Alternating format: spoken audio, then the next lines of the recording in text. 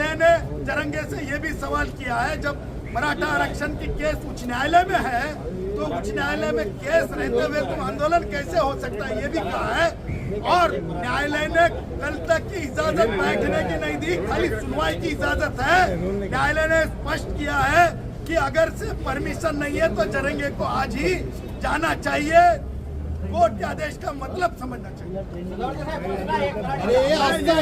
कि राष्ट्रवादी कांग्रेस के आला नेता, बुजुर्ग नेता शरद पवार जी की राजनीति, उद्धव की राजनीति जिस तरह से महाराष्ट्र को डिस्टर्ब कर रही थी, अभी इस न्यायालय के डिसीजन के बाद शायद उनके दिमाग में के जो गलत बातें हैं वो सुधर जाएंगी, ठीक हो जाएंगी।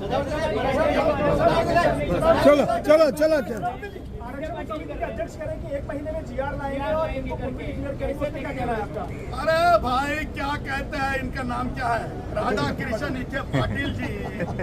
अरे भैया हम ये कहना चाहते हैं कि भारत के संविधान की धारा 309 के तहत जो गैजेटर लागू हुआ, लेकिन गैजेटर का मतलब ये नहीं है विखे बाबू, ओ विखे बाबू, ये नहीं होता है कि गैजेटर हैदर निजाम कौन था।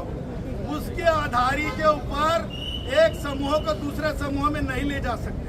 अगर तुम एक समूह से दूसरे समूह में ले जाओगे तो भारत का संविधान जो कहता है उसके बारे में तुम उसके संविधान के जो दायरे है, दायरे से दूर जाना चाहते हो क्या? तुम मंत्री हो, तुम किसी भी हालत में मराठा भाइयों को मेरे कुनबी डिक्लेयर नहीं कर सकते। वो क्या बोले हैं ये तो पता नहीं है, लेकिन जीआर के आधार पे बैकवर्ड डिक्लेयर करना कानून में नहीं है। आज तक बूम खाली, आज तक जिसे हम आज कहते हैं तक एक्ट बोलते हैं, उसे आज तक बनाना बूम खाली है ना। महाराष्ट्र अरे बूम में खाली, हाँ चैलेंज जो है मुंबई हाईकोर्ट पे किया गया। चलो टिक टैक टिक टैक। सर विखे पाटिल हैदराबाद गैजेट लागू करने के संबंध में बात कर रहे हैं जरंगे पाटिल से, इस पूरे वाक्य को क्या समझेंगे आप? देखिए हम ये कहना चाहते हैं, आज जिस तरह से माननीय उच्च न्यायालय के मुख्य न्यायमूर्ति जी ने अपनी सुनवाई में जो आदेश पारित किए हैं, इसका सीधा अर्थ यह है कि कानून की और संविधान की हकों की, जो आम नागरिक है बंबई के, उनके हकों का रक्षण हो। उन्होंने अपनी तौर के ऊपर यह भी बताया कि जिस तरह से बंबई को तकलीफ हुआ, यह सारी बात जो है बहुत ही गंभीरता से लेने की जरूरत है। उस पर राज्य सरकार को हलफनामा दायर करने को कहा। राज्य सरकार ने हलफनामा दायर किया है।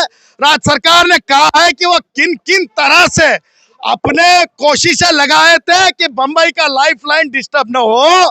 उसके आगे माननीय उच्च न्यायालय ने ये बात को गंभीरता से कहा है कि जबकि कोई कानूनन आपके पास परवानगी नहीं है मिस्टर जरंगे के पास, तो वहां वो रह नहीं सकते हैं।